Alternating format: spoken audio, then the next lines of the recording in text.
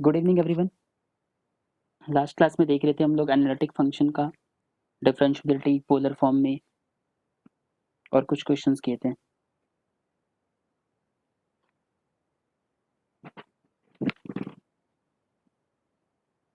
ठीक है, तो उसी के कंटिन्यूशन में करते हैं। सो हमने देखा था मेन जो हमारे पास फार्मूलाज था वो ये था कि सबसे पहले तो कार्टेशियन फॉर्म में हमारे पास था C R equation u x is equals to we y, u Y equals to v x. और अगर सारे पार्शियल डेरिवेटिव एग्जिस्ट हैं और कंटिन्यूस होते हैं in the neighbourhood of z not, तो हम कह सकते हैं कि यहाँ पे ये फंक्शन क्या होगा, डिफरेंशिएबल होगा, है ना। ये तो सी आर इक्वेशन हो गया, ये नेसेसरी कंडीशन होता है। अगर सारे पार्शियल डेरिवेटिव एग्जिस्ट हैं और bounded in neighbourhood of z naught पे, तो हम कहेंगे फंक्शन डिफरेंशिएबल है। नेक्स्ट पोलर फॉर्म में हमने देखा था कि u r is equals to one by r v theta and v r is equals to minus one by r u theta.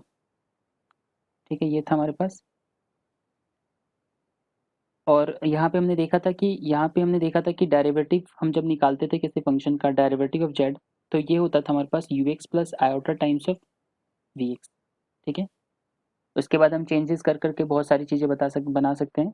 यहाँ पे हमने देखा था कि डेरिवेटिव ऑफ जेड करेंगे तो हमारे पास क्या आता था, minus e to the power iota theta and then u r plus iota times of v r. ठीक है, ये आता था हमारे पास डेरिवेटिव।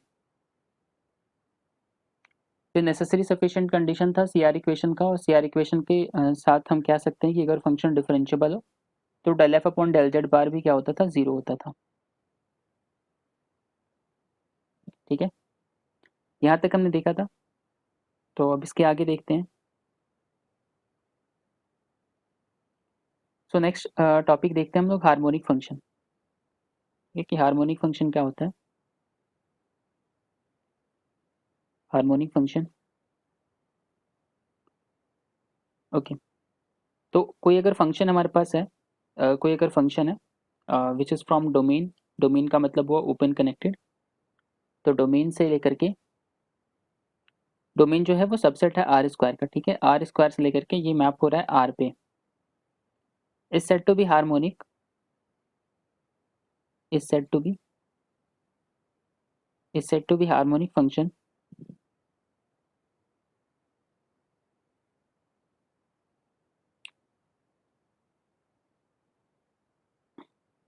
इफ, अगर first and second order partial derivative, first and second order partial derivative are continuous, second order partial derivative are continuous. ये सारे डेरिवेटिव कॉन्टिन्यूस होने चाहिए, पार्शियल डेरिवेटिव आर कॉन्टिन्यूस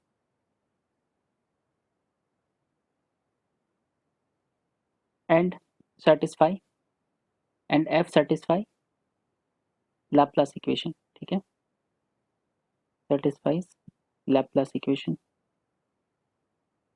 तो अगर ये सेटिस्फाई करेगा ऐसा, फर्स्ट और सेकेंड ऑर्डर पार्शियल डेरिवेटिव अगर कॉन्टिन्यूस है और अगर एफ सेटिस्फाई कर रहा है लैप्लास इक्वेशन, तो हम कहेंगे फंक्शन एफ को हार्मोनिक फंक्शन। ठीक है, लैप्लास इक्वेशन हमारे पास क्या है, तो लैप्लास इक्वेशन होता है nebula square of x, nebula square of f is equals to zero. ठीक है, या फिर हम इसको ऐसे कह सकते हैं del square of del x square plus del two f upon del y square is equals to zero. ठीक है, on domain D, on domain D अगर ये सेटिस्फाई हो रहा है तो हम कहेंगे फंक्शन क्या है, हार्मोनिक फंक्शन है। ठीक है, तो क्या चीज़ ध्यान में रखना है कि फंक्शन होना चाहिए आर स्क्वायर से आर पे, इसके first and second partial derivative जो होने चाहिए वो कॉन्टिन्यूस होने चाहिए, first and second partial derivative जो होनी चाहिए कॉन्टिन्यूस होनी चाहिए, और ये क्या होना चाहिए, लैप्लास इक्वेशन सेटिस्फाई करना चाहिए। ठीक है, अगर ऐसा हो रहा है तो फंक्शन को बोलेंगे हार्मोनिक फंक्शन। ओके, एग्जाम्पल जैसे देख लेते हैं। जैसे मान लो example first, f x is equals to f of x Y is equals to x ले लेते हैं। ठीक है, तो फर्स्ट डेरिवेटिव करोगे तो जीरो आ जाएगा, तो ये काम आ जाएगा, ये हो जाएगा। वाई भी ले लोगे तो कोई दिक्कत नहीं, ये भी सेटिस्फाई करेगा। एक्स माइनस वाई भी ले लोगे तो 1 डिग्री की पॉलिनोमियल है ना, 1 डिग्री की पॉलिनोमियल सेटिस्फाई कर जाएगी हमेशा, ठीक है। 1 डिग्री की पॉलिनोमियल सेटिस्फाई कर जाएगी। एक्स के रिस्पेक्ट में करोगे एक बार तो कोई कांस्टेंट आएगा, दोबारा करोगे तो 0 आ जाएगा। ओके, अब अगर मान लो कि यहाँ पे इसी इसी इसी के जैसा अगर हम आयोटा ऑफ वाई ले लें तो कोई दिक्कत है, नहीं होगा। आयोटा ऑफ एक्स ले लें तो भी कोई दिक्कत नहीं होगा, क्योंकि ये सारे की सारे पॉलिनोमियल्स ये सारे के सारे जो बन रहे हैं वो 1 डिग्री के बन रहे हैं, ठीक है। तो इनमें कोई प्रॉब्लम नहीं आने वाला। या फिर अगर हम कहें iota times of x plus y, ऐसा कोई फंक्शन बना दिया हमने, तो ये सब के सब क्या करेंगे, लाप्लास इक्वेशन सेटिस्फाई करेंगे, पार्शियल डेरिवेटिव कॉन्टिन्यूअस होंगे, ठीक है। लेकिन अगर सेकंड सेकंड में चले जाओ, सेकंड डिग्री में चले जाओ, अगर मान लो कि हमने लिख दिया x square plus y square, ऐसा कुछ, तो ये सेटिस्फाई नहीं करेगा, ठीक है। तो ये सेटिस्फाई नहीं करने वाला, क्योंकि तुम जब इसके डबल डेरिवेटिव करोगे एक्स के रिस्पेक्ट में तो ये क्या आ जाएगा, 2 आ जाएगा, ठीक है। ओके, तो ये नहीं सेटिस्फाई करने वाला। ओके, अब एक चीज़ देखो कि अगर हम कह रहे हैं कि अगर एफ जो है वो एनालिटिक है at z naught, f is analytic analytic at z naught, at z naught, ठीक है। तो इसका मतलब क्या होता है, अगर फंक्शन एनालिटिक है तो हम ये कह सकते हैं, बाद में हम इसको प्रूव करेंगे, अभी जानने के लिए आप देख सकते हो, बाद में जब टेलर सीरीज आएगा तो आप इसको प्रूव कर पाओगे कि अगर फंक्शन एनालिटिक है तो उसके सारे डेरिवेटिव भी एग्जिस्ट होते हैं और एनालिटिक होते हैं, ठीक है। तो मतलब सारे डेरिवेटिव जितने भी आएंगे सारे के सारे एग्जिस्ट करेंगे एंड एनालिटिक होंगे at z naught, and analytic होंगे एट जेड नॉट, ठीक है। ये हम देख सकते हैं वहाँ से, जब आप इंटीग्रल फार्मूला करेंगे ना, कॉची इंटीग्रल फार्मूला करेंगे, तो वहाँ से हम ये प्रूव करेंगे कि एफ एन ए जो होगा हमारे पास, या एफ एन जेड नॉट जो होगा, which is equals to n factorial upon 2 pi iota integration over f z upon z minus z naught raise to the power n plus n, ठीक है। तो यहाँ से ये प्रूफ हो जाता है कि अगर फंक्शन एनालिटिक है तो ये सारे के सारे फंक्शन भी एनालिटिक होंगे, है ना। यहाँ से ये प्रूफ हो जाएगा, और टेलर्स एक्सपेंशन से भी ये प्रूफ हो जाएगा, ठीक है। तो अभी इंटीग्रेशन कॉम्प्लेक्स इंटीग्रेशन में है नहीं, तो अभी फार्मूला नहीं लिख रहा हूँ मैं, बस ये जान लो कि ये फंक्शन क्या होगा, एनालिटिक हो जाएगा। ओके, अगर कोई फंक्शन हमारे पास which is D is a subset of C and C से, मतलब डी से सी पे एनालिटिक है, ठीक है। डी से सी पे क्या है, ये फंक्शन एनालिटिक है। अगर डी से सी पे एनालिटिक होगा, ठीक है, तो यह डिफरेंशिएबल भी होगा, और अगर डिफरेंशिएबल होगा तो सी आर इक्वेशन सेटिस्फाई करेगा। तो फंक्शन क्या करेगा, अगर मान लो एफ हमारे पास, अगर हमारे पास एफ है यू ऑफ एक्स वाई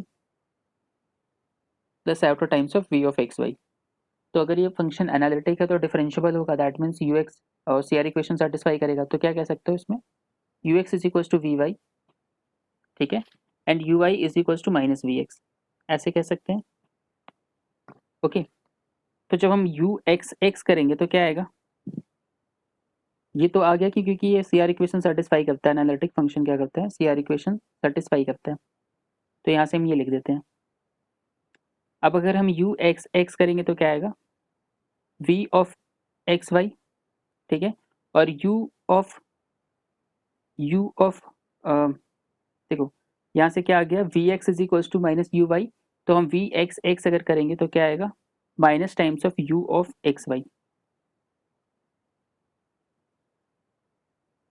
यहाँ से क्या लिख सकते हैं इसको, v of x is equals to minus times of you y.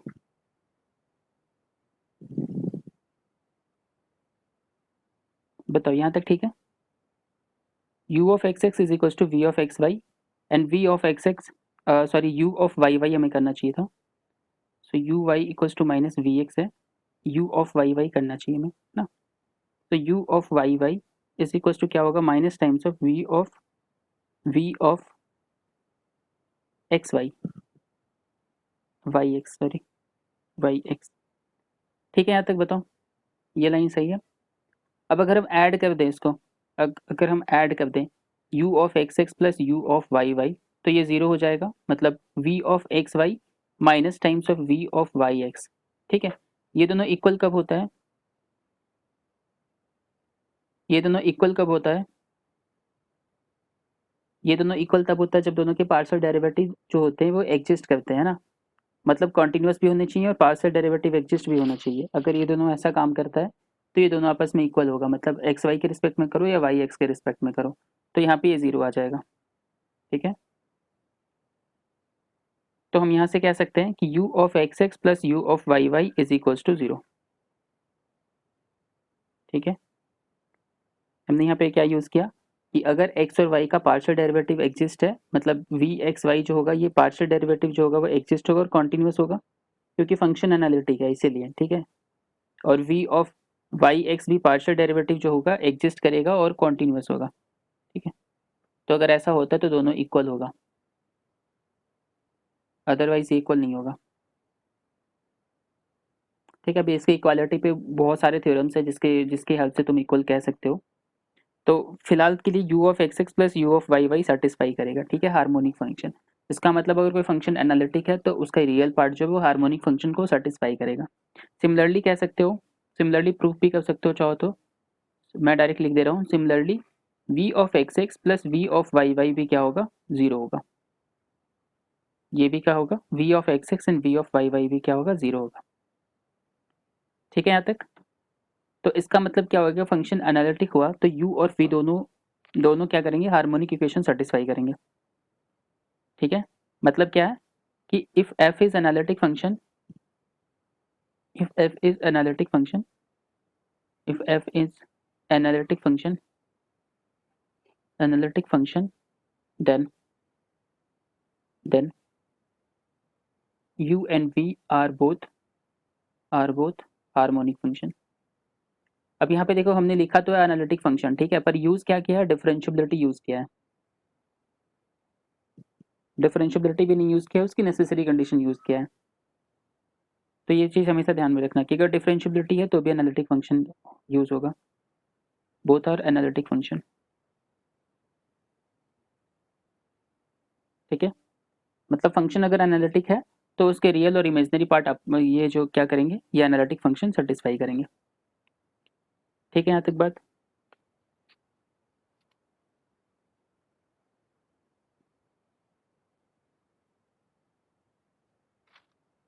बताओ।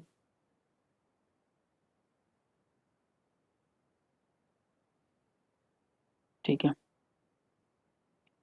ओके।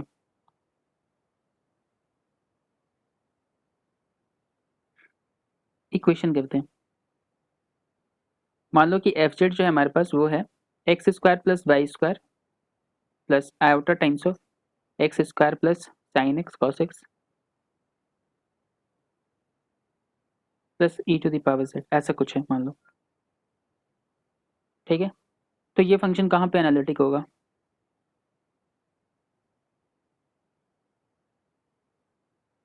थोड़ा सा डिफिकल्ट निकालना है ना, थोड़ा सा डिफिकल्ट है निकालना। तो अगर डिफिकल्ट है निकालना यहाँ पे तो क्या कर लेंगे, हम इसको देख लेंगे, हार्मोनिक चेक कर लेंगे। मतलब हमने यहाँ पे क्या प्रूफ किया कि अगर फंक्शन एनालिटिक है, अगर फंक्शन एनालिटिक है तो इसका मतलब क्या होगा, इसका मतलब होगा कि ये हार्मोनिक होना चाहिए। ये फंक्शन क्या होना चाहिए, हार्मोनिक होना चाहिए। मतलब निगोशिएशन ले लो, नॉट हार्मोनिक का मतलब नॉट एनालिटिक। अगर फंक्शन हार्मोनिक नहीं है तो फंक्शन एनालिटिक भी नहीं होगा। ओके, तो इसका मतलब क्या हो गया, यहाँ पे चेक कर लेंगे। तो ये देखो रियल पार्ट अभी हमने देखा था, u ऑफ एक्स वाई अगर हम लिखेंगे x square plus y square, तो ये हार्मोनिक फंक्शन नहीं बनता है, नहीं बनता है, नॉट हार्मोनिक फंक्शन। पर अगर एनालिटिक है तो हार्मोनिक होना चाहिए। इसको हम चेक भी नहीं करेंगे, ठीक है, इसको हम चेक भी नहीं करेंगे v को। u हमारे पास हार्मोनिक नहीं है, मतलब क्या हुआ, function not harmonic implies not analytic, मतलब एनालिटिक नहीं होगा। ठीक है, शॉर्टकट खोज लिया हम कि एनालिटिक नहीं दिखाने का, एक कि हार्मोनिक नहीं हो तो नॉट एनालिटिक। ठीक है, इसी तरीके से एक और क्वेश्चन देखो, फंक्शन डिफाइन है हमारे पास सी से सी पे कोई फंक्शन डिफाइन है और गिवन है कि f of z is equals to u plus i times of 3xy², ठीक है। ओके, तो ये हमारे पास क्या है, u plus i times of 3xy²। तो ये फंक्शन क्या है हमारे पास, ये क्या होगा, एनालिटिक होगा या नहीं होगा। u कुछ भी हो सकता है, u can be anything, u हमारे पास डिफाइन नहीं है, चूज कर लो जहाँ पे फंक्शन क्या होना चाहिए। तो हम क्या करेंगे, इसमें v को चेक कर लेते हैं पहले, ठीक है। अगर v को चेक करके देखते हैं, अगर हार्मोनिक होगा तब आगे बात करेंगे, अदरवाइज नहीं करेंगे।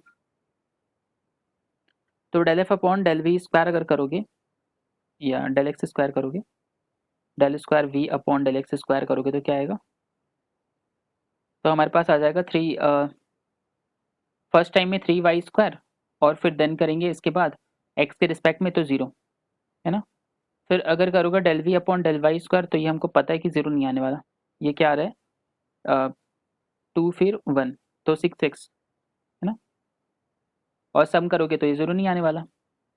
तो इसका मतलब ये एनालिटिक नहीं है, not harmonic function, not harmonic,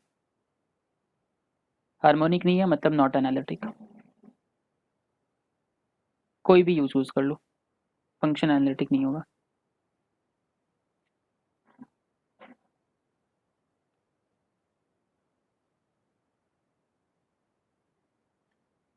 ठीक है यहाँ तक।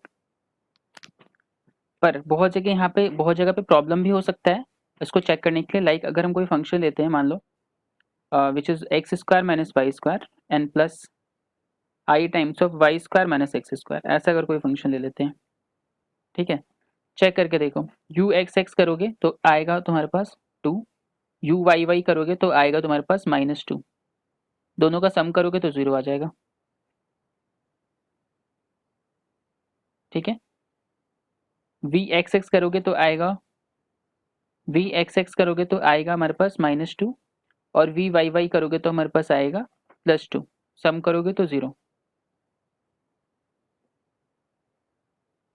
मतलब फंक्शन का इमेजिनरी पार्ट भी और रियल पार्ट भी दोनों के दोनों एनालिटिक फंक्शन, दोनों के दोनों हार्मोनिक है, ठीक है। वेरी गुड, पर ये एनालिटिक फंक्शन नहीं है। सो हार्मोनिक फंक्शन क्या दिखाता है, हार्मोनिक फंक्शन बस ये दिखाता है कि ये फंक्शन क्या कर रहा है। हार्मोनिक फंक्शन क्या दिखाता है कि फंक्शन के पास डिफरेंशियबिलिटी है, बहुत सारे डिफरेंशिएबल हो सकते हैं, कितनी बार भी इनफाइनाइटली डिफरेंशिएबल हो सकते हैं, ठीक है। और साथ में ये क्या कर रहे हैं, सीआर इक्वेशन सेटिस्फाई कर रहे हैं, सीआर इक्वेशन सेटिस्फाई कर रहे हैं, ठीक। बस इतना शो कर रहे हैं। पर एनालिटिसिटी चेक करने के लिए तो हमारे पास दूसरा तरीका है ना, एनालिटिसिटी यहाँ से चेक नहीं हो सकती ना। तो एनालिटिसिटी कैसे चेक करेंगे हम, तो अगर सेम फंक्शन है, मान लो कहाँ पे ये फंक्शन एनालिटिक है, अगर ये खोजना हो तो जैसे हमारे पास क्वेश्चन है x² minus y² plus i times of y² minus x², तो सबसे पहले तुम क्या करो, ux निकालो, ux क्या आ गया 2x आ गया, ये किसके बराबर आना चाहिए था, vx के बराबर, vy के बराबर, ux is equal to vy, और vy क्या है -2x है, मतलब 2x is equal to minus times of 2x होना चाहिए, है ना। 2x is equal to minus times of 2x होना चाहिए, सॉरी vy क्या हो जाएगा 2y हो जाएगा, सॉरी vy हो जाएगा 2y, तो 2x is equal to 2y होना चाहिए। तो इसका मतलब यहाँ से क्या आ रहा है, यहाँ से आ रहा है x is equal to y. Second check कर लो, uy is equal to minus, uy is equal to क्या आ रहा है -2y, okay. uy equal to minus vx होता है, और vx क्या आ रहा है हमारे पास, vx हो रहा है हमारे पास -2x, ओके। मीन्स यहाँ से क्या आ जाएगा बताओ, ux is equal to we y, u y equal to minus we x, v x हमारे पास, okay. So u Y is equal to minus we x हो जाएगा, होना चाहिए। तो ये हमारे पास आ गया -2y is equal to 2x, तो यहाँ से आ रहा है y is equal to -x, यहाँ से आ रहा है हमारे पास x is equal to y। तो अब ये दोनों चीज़ कब सेटिस्फाई करेगा साथ के साथ, ये तभी सेटिस्फाई करेगा जब ये ओरिजिन पे होगा, है ना। जब ये ओरिजिन पे होगा तो दोनों सेटिस्फाई कर जाएंगे, x is equal to -x and y equal to x। तो ये केवल कहाँ पर डिफरेंशिएबल है, ओरिजिन पर डिफरेंशिएबल है, डिफरेंशियबिलिटी पता चल गई क्योंकि ये फंक्शन का सारे के सारे पॉलिनोमियल है तो पार्शियल डेरिवेटिव एग्जिस्ट करेगा, ठीक है। ऑरिजिन पे डिफरेंशिएबल है पर एनालिटिक कहीं पे भी नहीं है, नो वेयर एनालिटिक, ठीक है।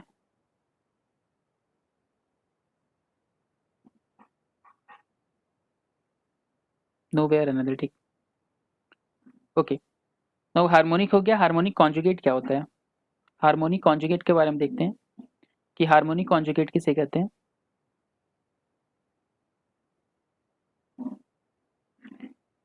देखो, अगर हमने डिफाइन किया कोई function f Z is equals to u plus iota we, ठीक है, ऐसा कुछ डिफाइन कर दिया और ये फंक्शन क्या है? एनालिटिक है। ये फंक्शन क्या है? Analytic function. एनालिटिक फंक्शन का ये हार्मोनिक कॉन्जुगेट डिफाइन होता है। ये फंक्शन क्या है? एनालिटिक फंक्शन है, ठीक है। तब हम क्या कहेंगे? देखो, इमेजिनरी पार्ट को बोलेंगे हार्मोनिक कॉन्जुगेट, ठीक है, रियल पार्ट का।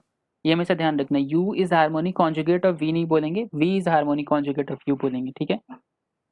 बहुत लोग इन दोनों में कोई डिफरेंस नहीं समझते हैं, like u is harmonic conjugate of v and v is harmonic conjugate of u, कुछ भी बोल दो सही है उनके लिए, पर ऐसा नहीं होता, ठीक है। क्या होता है? क्या कह सकते हैं then? v is said to be harmonic conjugate of u,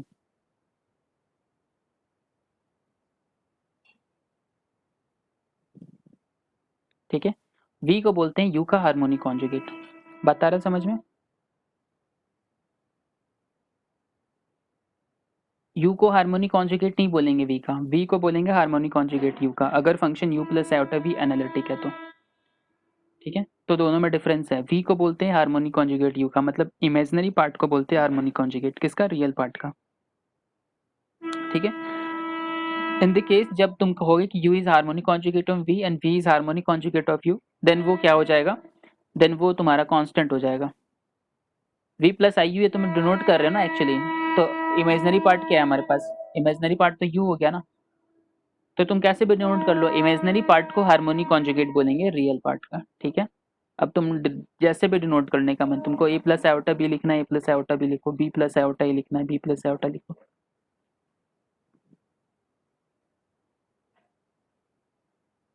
ठीक है। मतलब क्या? मतलब ये है कि अगर v इज हार्मोनिक कॉन्जुगेट, जैसे हम बोल रहे हैं यहाँ पे v is harmonic conjugate of u, अगर बोल रहे हैं v is harmonic conjugate of u बोल रहे हैं, इसका मतलब ये नहीं है कि u is harmonic conjugate of v भी है,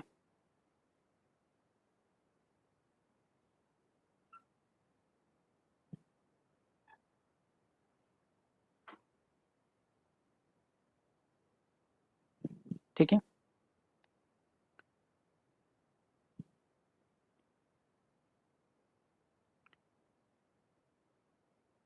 और ये भी ध्यान रखना कि हार्मोनिक कॉन्जुगेट जो होता है वो यूनिक नहीं होता है, ठीक है। हार्मोनिक कॉन्जुगेट जो होता है वो काफ़ी हार्मोनिक कॉन्जुगेट बना सकते हैं हम, है ना, यूनिक नहीं होता harmonic conjugate.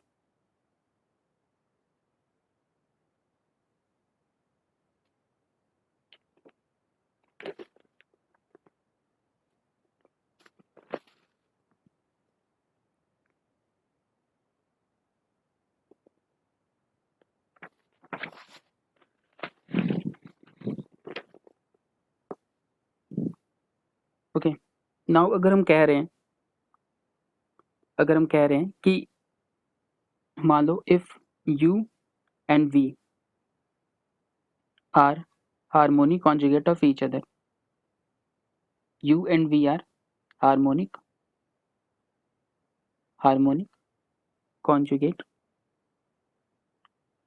Conjugate of each other, एक दूसरे का हार्मोनिक कॉन्जुगेट हो गया u और v, u को बोलेंगे हार्मोनिक कॉन्जुगेट ऑफ v। कहने का मतलब क्या हुआ?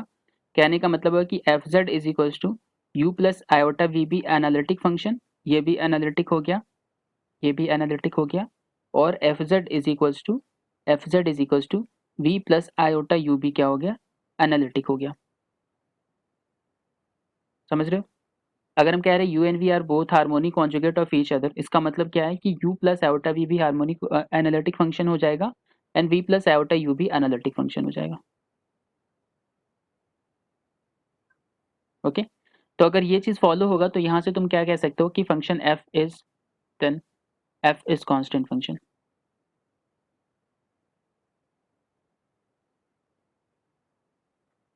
f इज कांस्टेंट फंक्शन, ठीक है। प्रूफ कर सकते हो यहाँ से, इसका यूज करोगे ux is equal to we Y and you Y is equal to minus we X. Okay इसका यूज करोगे लाइक इसको जी जेड मान लेते हैं हम, कोई फंक्शन दूसरा फंक्शन बन जाएगा ये, जी जेड मान लेते हैं। यहाँ से क्या हो जाएगा U x is equal to we Y, मतलब यहाँ के लिए हिसाब से ऐसा कुछ है, and you Y is equal to minus we X, मतलब इसके हिसाब से ऐसा कुछ है, ठीक है। तो अब कंपेयर कर लो, देखो यहाँ से जब इन दोनों को देखोगे तो क्या मिलेगा, यहाँ से मिलेगा U x is equal to minus times of U X. इसका मतलब क्या हो गया कि 2 times of U x is equal to zero. इसका मतलब पार्शियल डेरिवेटिव ऑफ एक्स का क्या हो गया, जीरो हो गया। और फंक्शन कहाँ डिफाइन होता है, डोमेन पे, ठीक है, मतलब इन डोमेन डी, इन डी में डिफाइन होगा। डोमेन क्या होगा, ओपन इन कनेक्टेड। तो अगर हमें यू चाहिए तो सिंपली इंटीग्रेट कर दो इसको, अगर हमें यू चाहिए तो सिंपली इसको इंटीग्रेट कर दो एक्स के रिस्पेक्ट में, तो हमको यू मिल जाएगा। तो जब इंटीग्रेट करोगे तो क्या होगा, कांस्टेंट। इसका मतलब u जो होगा हमारे पास, u ऑफ एक्स वाई जो होगा वो होगा कांस्टेंट। ठीक उसी तरीके से इन दोनों को जब कंपेयर करोगे, इन दोनों को जब कंपेयर करोगे तो क्या आएगा हमारे पास, u Y is equal to,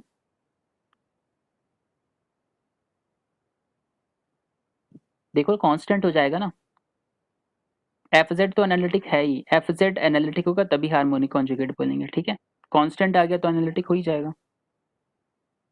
you Y is equal to we Y is equal to क्या आ जाएगा यहाँ पे आ जाएगा हमारे पास, इन दोनों को कॉन्जुगेट करना है, ओके।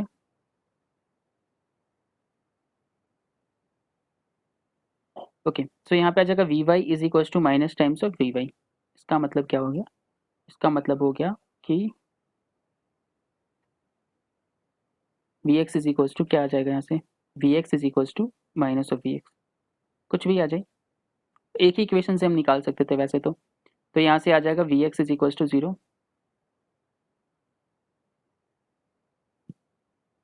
तो यहाँ से क्या आ जाएगा, जब हम इंटीग्रेट करेंगे तो इंटीग्रेशन करेंगे तो क्या आ जाएगा, यहाँ से इंटीग्रेट कर लो विच इज कांस्टेंट। इसका मतलब वी ऑफ एक्स वाई क्या हो जाएगा, कांस्टेंट। C2 मान लेते हैं, इसको C1 मान लेते हैं। तो एफ जेड मेरा क्या हो जाएगा, एफ जेड मेरा क्या हो जाएगा, F Z is called C1 plus iota times of C2, मतलब फंक्शन कांस्टेंट हो गया ना, कांस्टेंट। तो हमेशा याद रखो जहाँ पे कांस्टेंट क्लेम होता है वो बहुत ज़्यादा इंपॉर्टेंट हो जाता है, ठीक है। मतलब एक तरह से हमने प्रूफ ही देख लिया इसका। अगर फंक्शन u और v दोनों आपस में हार्मोनिक फंक्शन है तो हमारा फंक्शन क्या हो जाएगा, कांस्टेंट फंक्शन हो जाएगा, ठीक है। यहाँ तक ये चीज़ हमेशा ध्यान रखना, जहाँ पे भी फंक्शन को कांस्टेंट क्लेम कर रहे हैं ना हम, वो बहुत इंपॉर्टेंट बन जाता है क्वेश्चंस के पॉइंट ऑफ व्यू से। तो अभी हमको क्या मिला है, सबसे पहला काम मिला है कि u and v are harmonic function, harmonic each other, तो फंक्शन क्या होंगे, कांस्टेंट फंक्शन होंगे। मतलब F Z is equal to u plus iota v भी analytic and v plus iota u भी एनालिटिक, ठीक है। सो नेक्स्ट देखते हैं, देखो नेक्स्ट चीज इंप्लाई कर रहे हैं, अगर मान लो हमारे पास कोई फंक्शन है और उसका रियल पार्ट जो है वो कांस्टेंट है, या इमेजिनरी पार्ट जो है वो कांस्टेंट है, ठीक है। मान लो हमको कोई एफ जेड गिवन है, मान लो कोई एफ जेड गिवन है, ठीक है, और इसका real part of F Z जो गिवन हो गया, मतलब U of x Y plus iota times of we of x Y है, और real part of F Z जो है वो फंक्शन जो है वो एनालिटिक है, ठीक है।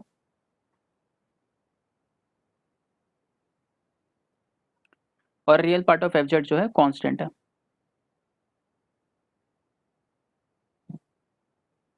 ठीक है। तो अगर real part of F z constant होगा तो क्या कह सकते हो कि u x is equals to zero, और u x is equals to क्या होगा, वी वाई होगा, ओके। तो यहाँ से क्या कह सकते हो कि V Y is equals to zero.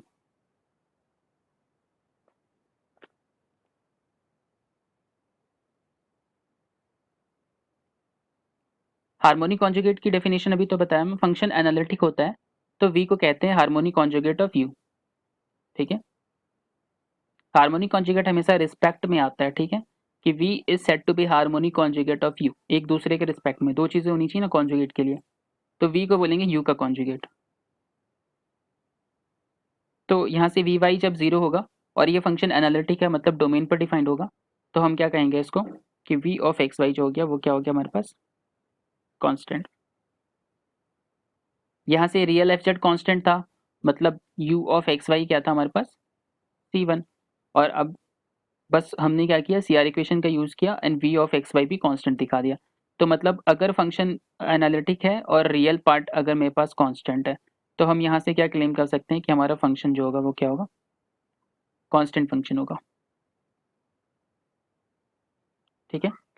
दूसरा चीज़, अगर हम कह रहे हैं कि imaginary part of F Z भी कांस्टेंट है, imaginary part of F Z भी कांस्टेंट है अगर, ठीक है, एक तो हार्मोनिक कॉन्जुगेट एक दूसरे का हो गया तो कांस्टेंट, रियल पार्ट हो गया तो कांस्टेंट, इमेजनरी पार्ट होगा तो भी कांस्टेंट।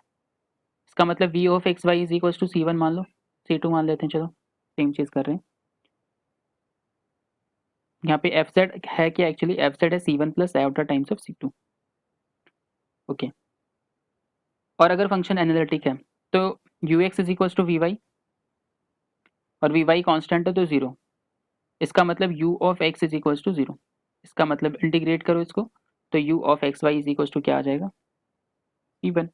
मतलब एफ जेड क्या हो गया हमारे पास, एफ जेड जो हो गया वो हो गया c1 plus iota times of c2, मतलब फंक्शन क्या हो गया, कांस्टेंट।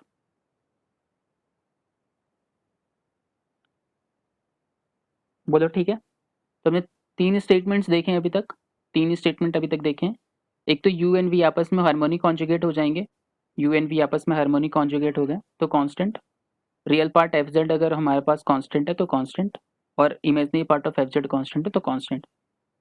देखो ये सारी की सारी चीज़ें तभी वैलिड है जब फंक्शन एनालिटिक गिवन है, ठीक है, नहीं तो हम ऐसे बहुत सारे फंक्शन बना सकते हैं जो कांस्टेंट नहीं होगा, like F Z is equal to X square, ये कांस्टेंट फंक्शन नहीं है पर ये एक एनालिटिक फंक्शन भी नहीं है, ठीक है, ये एनालिटिक फंक्शन भी नहीं है। लाइक अगर इमेजनरी बना लेते मान लो zero plus iota times of two x Y, ठीक है, so this is not analytic function. तो हम बात कर रहे हैं एनालिटिक फंक्शन की, कोई भी डोमेन पे हो उस डोमेन पे फंक्शन कांस्टेंट होगा। मान लो एनालिटिक ऑन डोमेन डी, तो ये फंक्शन कांस्टेंट होगा ऑन डी में, ये फंक्शन कांस्टेंट होगा ऑन डी में, डी के बाहर का नहीं पता मैं, सही है। थर्ड चीज देखते हैं,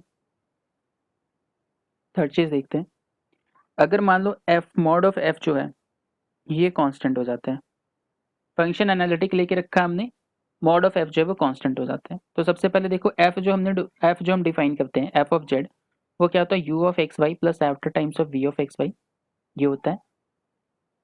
तो मॉड ऑफ एफ जेड क्या हो जाएगा, मॉड ऑफ एफ जेड हो जाएगा U square plus we square, और इसको हम बोल रहे हैं कांस्टेंट, ठीक है। तो अगर ऐसा बोल रहे हैं तो एक काम करो, सबसे पहले इसको डिफरेंशिएट करो एक्स के रिस्पेक्ट में वाई के रिस्पेक्ट में, ठीक है। तो जब हम इसको एक्स के रिस्पेक्ट में डिफरेंशिएट करेंगे, एक्स के रिस्पेक्ट में हम जब डिफरेंशिएट करेंगे इसको, तो क्या आएगा बताओ, ये आ जाएगा हमारे पास, नेक्स्ट पेज में करते हैं। So mod of F Z is equal to हमने लाया क्या, u square plus we square is equal to some constant, x के रिस्पेक्ट में करो two times of u into u x plus two times of v, two times of v. Actually देखो क्या है, यहाँ पे हम क्यों कर रहे हैं ऐसा, जो हम फंक्शन डिफाइन कर रहे थे, जो हम एफ जेड डिफाइन कर रहे थे वो क्या डिफाइन हो रहा था, U of x Y in plus iota times of we of x Y, है ना, वी ऑफ एक्स वाई मतलब u और v दोनों एक्स वाई का फंक्शन है, तो हम डिफरेंशिएट कर सकते हैं एक्स के रिस्पेक्ट में भी और y के रिस्पेक्ट में भी, ठीक है बात, बताओ। u के रिस्पेक्ट में भी हम डिफरेंशिएट कर सकते हैं, v के रिस्पेक्ट में भी डिफरेंशिएट कर सकते हैं, तो हमने इसको क्या किया, u के रिस्पेक्ट में डिफरेंशिएट किया है, तो two times of u x के रिस्पेक्ट में डिफरेंशिएट किया है, तो two times of u and then ux and plus two times of v and then vx, okay, and which is equals to zero, constant zero हो गया। y के respect में differentiate करो एक बार, two times of u uy plus two times of v vy is equals to zero, function analytic मान के चले हैं तो यहाँ से देखो, यहाँ से 2 हटा देते हैं, so U U x plus V V x is equal to 0 और यहाँ से U U Y plus V V Y is equal to 0। ठीक है, अब क्या करते हैं देखो, इसमें क्या काम करते हैं कि सबको एक टर्म में डिवाइड, एक टर्म में ले आते हैं, है ना, मतलब u है तो u के ही फॉर्म में ले आते हैं, सबको v है तो v के फॉर्म में ही ले आते हैं।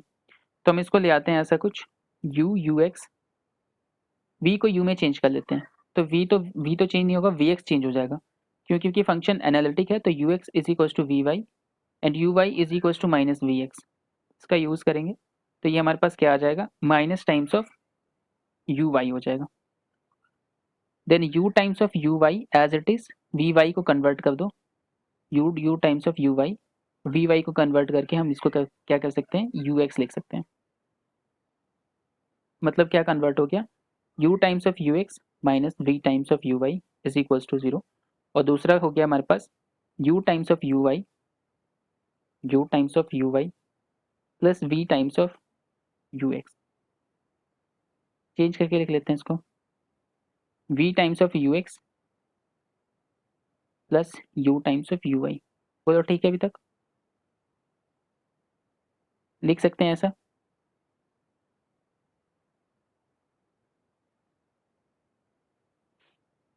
इसको ना एक सिस्टम बना लेते हैं, देखो ऐसे बना सकते हैं, u minus V and then v and then u, और यहाँ पे क्या आ जाएगा, यहाँ पे आ जाएगा हमारे पास ux और यहाँ पे आ जाएगा हमारे पास uy, देन यहाँ पे क्या आ जाएगा 0 0। सिस्टम बना दिया। अब इसका डिटर्मिनेंट निकालो, डिटर्मिनेंट क्या होगा, U square plus we square. इस मैट्रिक्स का डिटर्मिनेंट क्या आएगा, मतलब ये कन्वर्ट हो गया a of x is equal to 0 पे। मैट्रिक्स का डिटर्मिनेंट निकालेंगे विच इज कांस्टेंट। डिटर्मिनेंट क्या आ गया हमारे पास, कांस्टेंट आ गया, मतलब a जो है वो इन्वर्टिबल हो गया, इसका मतलब x को क्या होना पड़ेगा, 0 होना पड़ेगा, क्योंकि a इनवर्स एग्जिस्ट कर रहा है। तो अगर a इनवर्स एग्जिस्ट कर रहा है तो x को 0 होना पड़ेगा। x है क्या हमारे पास, ux is equal to 0 and uy equal to 0। अब अगर ux 0 है तो इसका मतलब u ऑफ एक्स वाई क्या हो जाएगा हमारे पास, कांस्टेंट। ठीक है, अब देखो एनालिटिक फंक्शन है, रियल पार्ट अगर कांस्टेंट आता है तो हम क्या कह सकते हैं, फंक्शन एनालिटिक है, रियल पार्ट कांस्टेंट है तो फंक्शन भी कांस्टेंट हो जाएगा। इसका मतलब F Z is equal to c1 plus outer times of c2।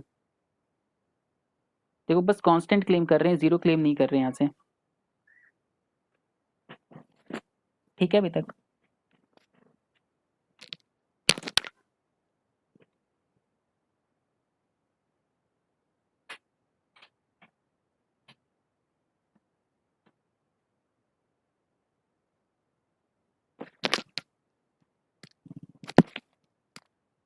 Constant में जीरो को कंसीडर करते हैं, कैसा क्वेश्चन है, ऑब्वियसली करते हैं। कांस्टेंट क्या होता है, जीरो होता है, पर जीरो कांस्टेंट, जीरो में हम कांस्टेंट नहीं कह सकते, डायरेक्ट जीरो कह सकते हो, है ना।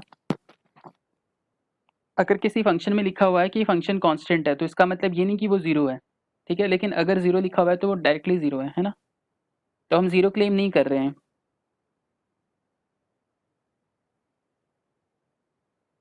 Very good. मॉडुलस वैल्यू है U square plus we square है,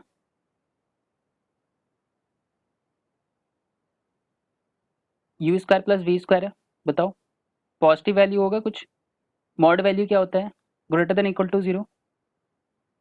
अगर जीरो है तब तो जीरो हो गया, और जीरो नहीं है तो क्या हो जाएगा, कांस्टेंट हो जाएगा। तो दोनों केस में कांस्टेंट कह सकते हैं।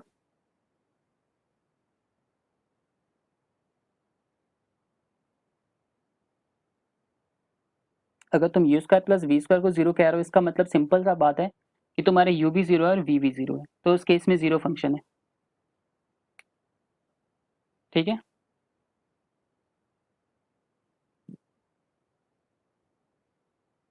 थोड़ा यहाँ पे देखो, यहाँ पे लिखा हुआ है, इसको यूज करो थोड़ा।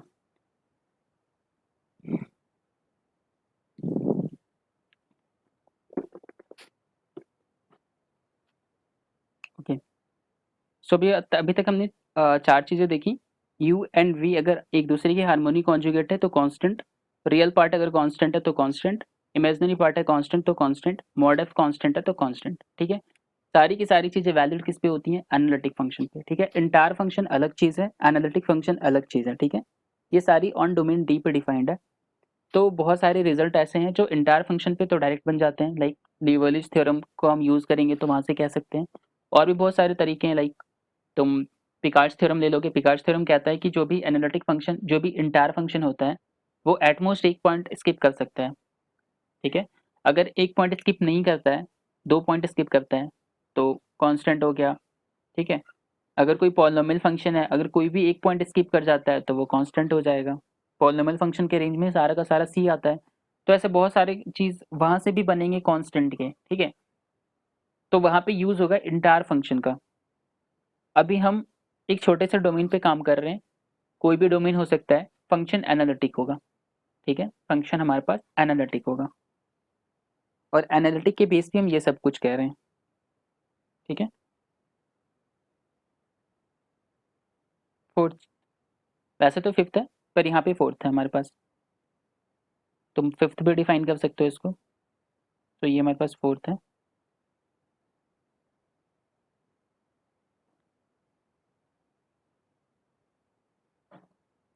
अगर हमारे पास कोई एफ जेड है, ठीक है, like U x plus iota V of x Y, ठीक है, ये एनालिटिक फंक्शन है एंड सब कुछ एनालिटिक फंक्शन पर डिफाइन हो रहा है, ठीक है। अभी तक जो भी डिफाइन हो रहा है उसका जो सबसे बेस पार्ट है वो एनालिटिक लेके रखा है हमने। और क्या है यहाँ पे क्या है कि A of A U plus B of V is equal to constant, मतलब A U plus B V जो है वो कॉन्स्टेंट है, ठीक है। A U plus B V जो है वो कॉन्स्टेंट है, मतलब इसके रियल और इमेजनरी पार्ट कहाँ पे लाई कर रहे हैं, एक लाइन पे लाई कर रहे हैं, एक लाइन पे लाई कर रहे हैं, ठीक है। मतलब इसके रियल और इमेजनरी पार्ट्स कहाँ पे लाई कर रहे हैं, एक लाइन पे लाई कर रहे हैं। तो अगर एक लाइन पे लाई करेंगे इसके रियल और इमेजनरी पार्ट, मतलब इमेज जो है वो यहीं इस लाइन पे लाई कर रहा है, ठीक है। फंक्शन का इमेज जो है वो इस लाइन पे लाई कर रहा है, तो फंक्शन का इमेज इस लाइन पे लाई करेगा तो फंक्शन को कांस्टेंट होना पड़ेगा,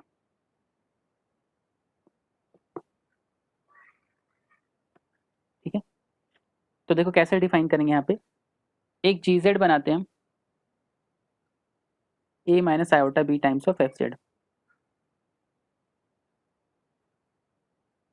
क्या आ जाएगा, ए माइनस आयोटा बी और यू प्लस आयोटा वी, ठीक है।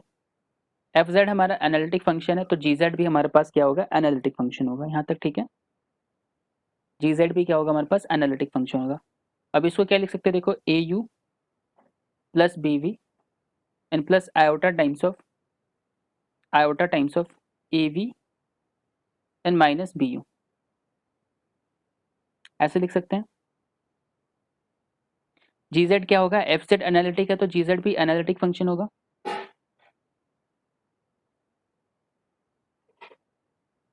जी जेड भी एनालिटिक फंक्शन होगा, एफ जेड एनालिटिक है तो। और इसका रियल पार्ट देखो क्या है, रियल पार्ट कांस्टेंट है, मतलब जी जेड जो है वो कांस्टेंट है real part, plus iota times of A V minus B U, हमें पता नहीं क्या है। पर अगर रियल पार्ट कांस्टेंट हो गया, real part of G Z constant हो गया, तो इसका मतलब क्या हो गया, इस और जी जेड एनालिटिक भी है तो इसका मतलब जी जेड जो है वो एनालिटिक हो जाएगा, कांस्टेंट हो जाएगा, ठीक है, कांस्टेंट हो जाएगा। तो मान लो हमने इसको कुछ नाम दे दिया, लाइक कुछ भी दे दिया, टी दे देते चलो, या सी वन दे दिया। तो जी जेड है एक्चुअली में क्या, जी जेड एक्चुअली में A minus iota B times of F Z है, and which is equal to C one. तो इसका मतलब एफ जेड क्या हो जाएगा, एफ जेड हो जाएगा सी वन अपॉन ए माइनस आयोटा बी, ठीक है। तो ये कांस्टेंट बाई कांस्टेंट तो कांस्टेंट आ गया, कुछ की मान लेते हैं इसको। रियल और इमेजनरी पार्ट दोनों हो सकते हैं इसमें, ठीक है। अब इसका मतलब ये मत समझना कि रियल लिख रहा हूँ केवल, के वन प्लस आयोटा के टू भी हो सकता है। तो मतलब अगर हमारे पास ए यू प्लस वी वी पे लाई करता है इमेज, नहीं समझ आया क्यों, ए माइनस आयोटा बी के साथ एफ, कौन सी लाइन नहीं समझ में आया पहले ये बताओ एक बार देख करके, कौन सा लाइन समझ नहीं आया तुम्हें। मैंने ए माइनस आयोटा बी के साथ मल्टीप्लाई किया, कर सकता हूँ ना।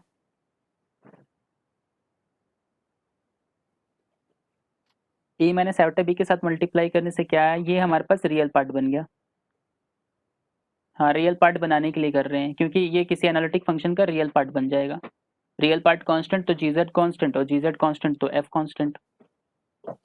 फॉर्मेशन है, ठीक है।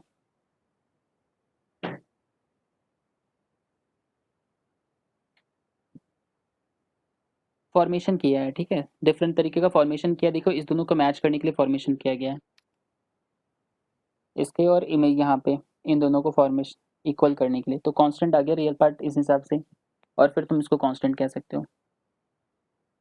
तो 5 चीजें हो गई अभी तक हमारे पास, है ना। U and V harmonic conjugate of each other. Real part fz is constant. Imaginary part of fz is constant. Mod of fz is constant. And au plus b पे अगर लाई कर रहा है तो constant। ठीक है, इसमें एक और ऐड करो। अगर आर्गुमेंट हमारा कांस्टेंट हो जाता है, ठीक है, आर्गुमेंट ऑफ fz अगर कांस्टेंट हो जाता है, आर्गुमेंट ऑफ fz अगर कांस्टेंट हो जाता है, देन फंक्शन कांस्टेंट हो जाएगा। कैसे? क्योंकि आर्गुमेंट ऑफ fz को हम क्या कह सकते हैं, आर्गुमेंट ऑफ fz जो होता है वो होता है tan inverse of v by u, ये तो पता होगा। क्योंकि fz हम क्या लिखते हैं, fz लिखते हैं u प्लस आयोटा v, ठीक है। तो tan थीटा क्या होता है, tan थीटा होता है v बाई u, है ना। तो यहाँ से थीटा इज इक्वल टू क्या आ जाएगा, tan inverse v by u हो जाएगा। तो आर्गुमेंट ऑफ fz अगर कांस्टेंट कह रहे हैं, इसका मतलब क्या हुआ, constant is equal to tan inverse of v by u। इसका मतलब tan of c is equal to v by u। Okay, tan of c जो होगा वो कुछ कांस्टेंट होगा, तो उसको कुछ कांस्टेंट मान लो। इसको कुछ मान लेते हैं, k मान लेते हैं, और इसको k मान लेते हैं, फिर c मान लेते हैं। अब c मान लिया हमने, tan ऑफ k कुछ कांस्टेंट वैल्यू आएगा, so which is equal to v by u। का मतलब हो गया कि c times of u minus v is equal to 0। बताओ यहाँ तक ठीक है। अब इसको क्या करो, इसको एक बार x के रिस्पेक्ट में डिफरेंशिएट करो, एक बार y के रिस्पेक्ट में डिफरेंशिएट करो। तो u of x minus v of x is equal to 0। Function हमारा एनालिटिक है। अभी पहले डिफरेंशिएट कर लेंगे, फिर एक में चेंज कर करके, और फिर इसको कर लेंगे, ठीक है। सो c of u y minus v of y, अब सबको एक में कन्वर्ट कर दो। u x, then V X को कैसे लिख सकते हैं, U Y equals to minus we X, तो plus of you Y is equals to 0, और यहाँ पे C of you Y, V X U x is equals to we Y, तो minus of U X. Function analytic है इसलिए use कर लिया। अब इन दोनों को एक साथ यूज़ कर लो, which is C one, then U X का पहले minus one, and then C, and then यहाँ पे U X and you Y is equals to 0 and 0। Now यहाँ से डिटर्मिनेंट अगर देखोगे मैट्रिक्स ए का, इसको अगर मैट्रिक्स ए मान लेते हैं, तो इसका डिटर्मिनेंट आएगा C square plus 1, which is non zero. ठीक है, कुछ भी होगा लेकिन ये नॉन जीरो होगा, मतलब इन्वर्स एग्जिस्ट है, मतलब U x is equals to 0 होना पड़ेगा, यू वाई इक्वल्स टू 0 होना पड़ेगा। तो यहाँ से हम कह सकते हैं क्या कि u जो है